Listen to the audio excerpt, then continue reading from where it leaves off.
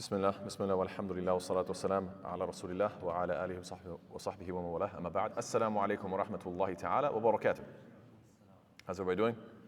Alhamdulillah. So, inshallah ta'ala, we're continuing.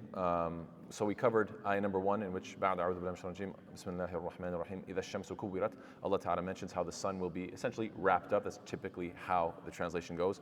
One point that a brother brought to my attention that I thought was quite interesting.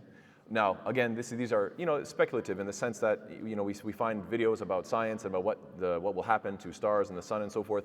And so this is speculation still, but it's still interesting. One brother was telling me, I'm not endorsing this, I'm simply saying look into it for yourself, inshallah ta'ala. He mentioned how he was watching a documentary about the sun, the history of the sun, how it formed and how it'll end eventually. And one thing that he mentioned was that the hypothesis that scientists have is that near the end of the life of the sun, it will actually become more round. It will, I guess, maybe perhaps condense or something, but right now, obviously, it looks generally spherical, but it's not a perfect sphere. And so near its end, as the sun is dying, one of the things that will happen is it will become more circular, which is interesting because إِذَا الشَّمْسُ كُوِّرَتْ, you could say the verb كَوَّرَ is to become more of a kura, right? Kura, yani, a ball, right? Kurat al-qadam, right? Soccer, etc. So kura is a ball. So kawwara, it could be the verb to become, or to make something more spherical or circular. Kuwirat, it will be made more spherical. إِذَا الشَّمْسُ كُوِّرَتْ. So that would be something that aligns, that is remarkable. Wallahu ta'ala a'lam bis-sawab, Allah ta'ala knows best. Now, of course, I want to mention that this is referring to, there's two main stages of Judgment Day. Judgment Day beginning when everything's being destroyed, right? And this is what we're describing right now. And then after everything is destroyed and everybody's gone, then there will be resurrection, and then there will be Ard al-Mahshar, everybody will be brought up on the plain, and then at that point the sun will be close to our heads, as the Prophet says, authentic hadith in Sahih Bukhari, وَتَدْنُو مِنْهُمُ الشَّمْسُ, that the sun will be near them. Right? So this is not, so people ask the question, how can you reconcile if the sun is being wrapped and its light is going away, then how can you say that the sun is close? Well, we're talking about two very different events. One of them is the whole universe coming apart, and then the second one is the sun being close to you after everything's brought back, and then people are in a state of panic because judgment hasn't started yet. So I hope that clarifies that. Anyway, ayah number 2, Allah Ta'ala says, what? وَإِذَا النُّجُومُ انْكَدَرَتْ. And when the stars in kadara, it could mean what? Are dispersing. It's an interesting term in kadara because we have to remember that in this surah, which is surah 81, and surah 82, surah Infitar, both of them have the second ayah about the stars. But two different words are used. This one is وَإِذَا النُّجُومُ انْكَدَرَتْ, and in ayah number in surah Infitar it says what? وَإِذَا الْكَوَاكِبُ انْتَثَرَتْ. So what is the difference between a kawkab and a najm? They both mean, in English you'd say star, right? That's it. So, but in Arabic, there's a difference. They both mean star, but najm is highlighting its brilliance and its light, how bright it is. So it's more fitting that the next verb would be in kadarat, which has an emphasis on darkness, as we're going to see in a moment, that it's losing its light. So to contrast it. Whereas kawkab, the plural being kawakib, is an emphasis on what? It could be a star or a planet, but its emphasis is on two things. Its size and how fixed it is. How big it is, and it's the nature of being fixed. And because they would use the kawakib as the North Star for navigation, right? Oh, that's always there, so now I know where to go in the nighttime. They'd use it for navigation because it's fixed. And so it makes sense that Allah Ta'ala would say, وَإِذَا الْكَوَاكِبُ انْتَثَرَتْ. Intathara has more of an emphasis on what? On scattering. So there's more of an emphasis. One is dispersing and losing its light. To scatter is something much more, you could say, emphatic on the motion. So now what is this root, the root of this word in kadarat? So this is the one time, and by the way, I'm going to say this multiple times inshallah ta'ala, this is the only time that you find these root letters of kaf, dal, ra in the Quran. This one unique time. And it's amazing how many of these ayat have words that only show up that one time, which really highlights just how unique this entire event is, that Allah Ta'ala is using words that don't show up elsewhere in the Quran. And we're going to see a number of examples of that in a moment, inshallah. So yes, this is the only time that you find these root letters of kaf, dal, ra, or kedara, right? Kadura yakduru, or kadira yakdaru, kedran, or kedaratan, or kuduratan, or kuduran, or kudran, so kudratan. There's lots of masadir. It means to be muddy, cloudy, grimy, turbid, to be unhappy, dreary, angry. So it has something to do with being, rough and darker. And in kadara means either to pour out, to go out, or it also means to lose one's color. So again, there's an emphasis on losing its light. So if the sun is wrapped and we don't see its light, and the stars lose their light too, both during the day and night, humanity will be in darkness. That's, of course, if humanity is still alive at that point, but we're not even sure about that. This could be after everybody has passed, and Allah knows best. But there is something very miraculous about this. Allah Ta'ala is describing how the light will be completely knocked out, right? First ayah is about the shams, and the second ayah is about an-nujum. These are two sources of light, one during the day, one during the night. Why didn't Allah subhanahu wa ta'ala mention al-qamar, the light of the qamar? Why not? Now we know, right? Science, now we know why. Because what? Somebody tell me. Exactly, because the sun is out, right? See, if, subhanAllah, this is the beauty of the Quran, that subtly, Allah subhanahu wa ta'ala, obviously, if it was from a human being, they could have made the mistake of saying, oh, first the sun's light goes out, and then later on, the source of light, the moon, it goes out. And you'd be like, no, wait a second, once the sun is gone, there's no more moonlight, right? Obviously, because one is dependent on the other. So Allah Ta'ala says, إِذَا الشَّمْسُ كُوِّرَتْ وَإِذَا النُّجُومُ انْكَدَرَتْ. You're like, why would you go from the biggest source of light to the third source of light, when the second is obviously the moon? Right? And it's because, well, once the sun is gone, there's no more moon. Now, they didn't know that back then necessarily, but subhanAllah, we know that today. And that little subtle point, I think, is very, very powerful, beautiful, and worthy of note, and Allah knows best. Then Allah, we should also, related verse is when Allah says, وَإِذَا النُّجُومُ طُمِسَتْ, when the stars are completely obliterated. This is mentioned in Surah 77, which is Surah Mursalat, ayah number 8. Then Allah says in the next ayah, وَإِذَا الْجِبَالُ سُيِّرَتْ. There's a lot of emphasis, this verb of sayyara. So what does sayyara mean? It means to casually move away. And this is the nominal form, where the noun is mentioned first, the verb is mentioned second, وَإِذَا الْجِبَالُ سُيِّرَتْ, as opposed to the switch in Surah 78, Surah An-Naba, ayah number 20, وَسُيِّرَتِ الْجِبَالُ فَكَانَتْ سَرَابًا. So it's the same two words, but they are in different order. And the mountains are removed, or they casually move away, وَكَانَتْ سَرَابًا, and it will be but like a mirage, subhanAllah. So what is this talking about? There's a number of different tafsir or understandings. This could be a reference to earthquakes, something very rough and violent that breaks down the mountains, and that also breaks it down into fine little pieces. Now you might say to yourself, well, sayyara seems to be less of a violent term, more of a soft term. So why would that apply? Well, one interpretation is that just to show how easy this is for Allah. For you guys on earth, you guys are panicking, seeing everything shaking, and you think that this is something so dreadful. Allah Ta'ala is saying, this is like nothing for me. I can destroy everything. So that's one interpretation, and Allah knows best. But another one could be a reference to sayyara, means to flatten out. Why? Because this is in preparation for Judgment Day. All of the mountains will be flattened, and everybody will be on this plane later on when they're resurrected.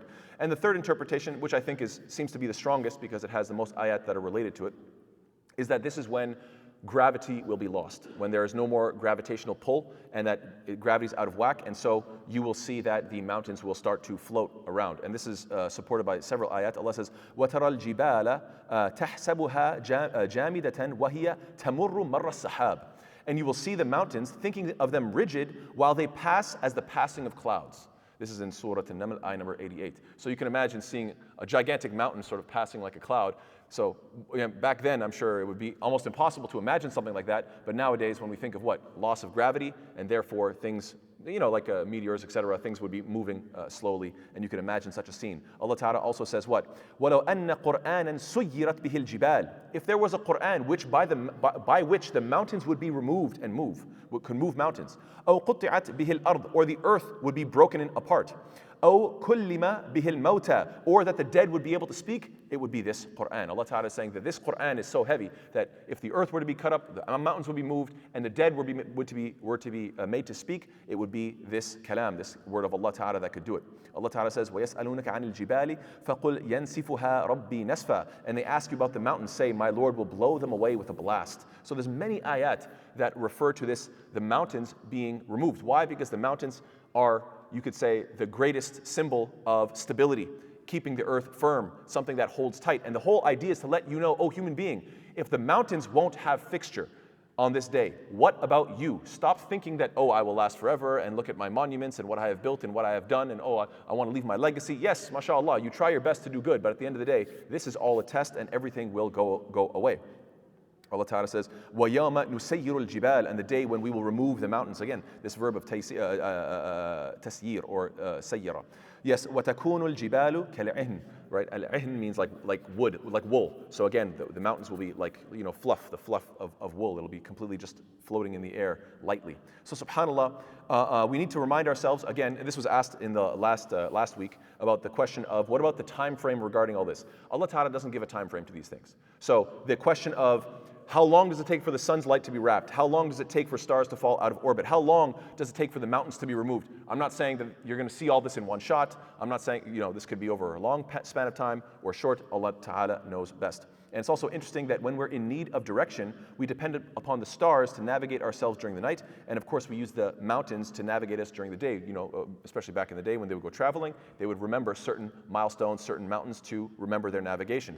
And so the fact that these things are being completely knocked out of existence and destroyed, the theme here clearly is utter confusion. This is a time of utter confusion. Now Allah Ta'ala brings it now to us. And Allah says what? وَإِذَا الْعِشَارُ عُطِّلَتْ. And so what is this ishar? Now the weaker opinion is that ishar is a reference to clouds, and uttilat means they aren't giving rain anymore. This seems to be the weaker position. The only reason I mention it is because it's in line with the other two verses about the stars, the sun, and then the clouds. It's all in the theme of what is above you. But still, this is the weakest opinion. The stronger opinion, it seems to be very straightforward, is that ishar is in reference to a naqah. Naqah means a she-camel, the plural being nuq. And a ushara or ashara is a 10-month pregnant she-camel. And the plural is ishar. So this is representing both a status symbol and great wealth. And the verb attala means to be made useless. And the root letters of ayn ta lam only occur twice. The only other time is when Allah says وَبِئْرٍ مُعَطَّلَةٍ, when the well is abandoned. So anyway, what's interesting here is that why is a 10-month pregnant she-camel so valuable? Well, because it's going to soon produce another camel, and secondly, it's going to start producing milk. So these are two very valuable things, especially at that time. So you can imagine somebody, imagine nowadays you would say like, oh, the Lamborghini or the Ferrari is just abandoned, or somebody's private jet is just sitting there on the runway and nobody cares about it. And you're like, oh my God, look at that gold-plated, I don't know, jet or whatever the case is, or the yachts or whatever the case is, and it's just like everybody's abandoned them. They're just rotting and falling apart. What happened? Clearly something happened, some sort of apocalyptic event, so that people no longer care about their wealth. So this is a time when a thing that has future value, and that's what's so beautiful about it, Allah mentions right before it gives birth. So that means it's going to have future value in just a moment. But this whole concept of future value will be utterly useless because there's no future to look forward to in this dunya, in this world. It's a time of certain death. Therefore, the only thing that could possibly have value will be whatever has value in the afterlife. So yes, the pregnant camels were well guarded, so they wouldn't be lost or stolen or harmed because of their high value. And what's interesting is that the materialistic person only values their wealth, and they will abandon it. And this is, and whereas the decent person, he cares about his family. And yet, subhanAllah, even on that day, people will abandon their family. يَوْمَ تَرَوْنَهَا تَذْهَلُ كُلُّ مُرْضِعَةٍ عَمَّا أَرْضَعَتْ. On that day, you will see every nursing mother will be distracted from the child that it was nursing. Same thing with the surah right before it, surah 80, surah Abasa, right prior to this surah. And from ayat 34 to 37, Allah is saying, يَوْمَ يَفِرُّ الْمَرْءُ مِنْ أَخِيهِ وَأُمِّهِ وَأَبِيهِ. You're going to run away from your own family members. You're going to run away from your wealth. You're going to be running away from everything because you will be in utter chaos, subhanAllah. What's also fascinating, which we're going to be mentioning this again later, is that this is the first pregnancy mentioned in the surah, but there's a second one, which is what? وَإِذَا الْمَوْءُودَةُ سُئِلَتْ بِأَيِّ ذَنبٍ قُتِلَتْ. When the young girl that was buried is going to be asked, what was your crime? What infraction? What sin did you do? SubhanAllah, the fact that there's this parallel between them, showing that, oh, I have so much care because my camel is pregnant, that's going to give me wealth. What happened to your daughter? SubhanAllah, these were people who completely abandoned their own family for the sake of wealth because they thought, oh, more family members, it's just going to cost me more money. A'udhu billah, may Allah protect us. Then Allah says what? وَإِذَا الْوُحُوشُ حُشِرَتْ. And when the wild beasts are gathered. Again, we have a case where the root letters of waw, ha, and sheen, this only occurs this one time in the entire Quran. Again, showing the uniqueness of the surah. Wahshun means a wild animal, something that is impossible to domesticate, the plural being wahush. Wahasha yahishu, wahshan means to walk alone, to evacuate, to abandon, to throw away, to run, to just, just the same way when you see, let's say, deer in a field and you get a little bit close, they're just gone. They just immediately run away. So these type of animals are usually either in the mountains, they try to stay away from human beings, they try to stay in the mountains, but what's the problem with that? وَإِذَا الْجِبَالُ سُيِّرَتْ. On that day, the mountains are going to be gone. So where are they going to go, right? There's a real problem here. So it's very interesting that in the previous surah, Allah mentions how humans will be scattered on that day, and yet we're learning about how typically humans stick together, and these animals, they're always dispersed, and yet on that day, things are going to be backwards, that subhanAllah, they will be gathered. When animals gather and lose their instinct to fight or to hunt or to flee from one another, that's when you know their natural instincts are being completely overrun by the fear of an impending catastrophe. And so we see that the last verse was highlighting how some men are like animals because they're entirely occupied by catching the best prey, which is what?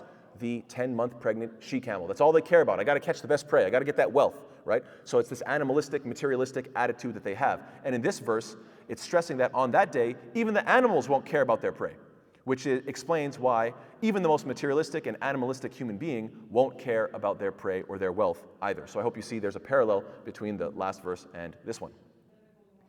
Yes, and then the two main instances in which you see animals naturally being together, which I think is really quite fascinating.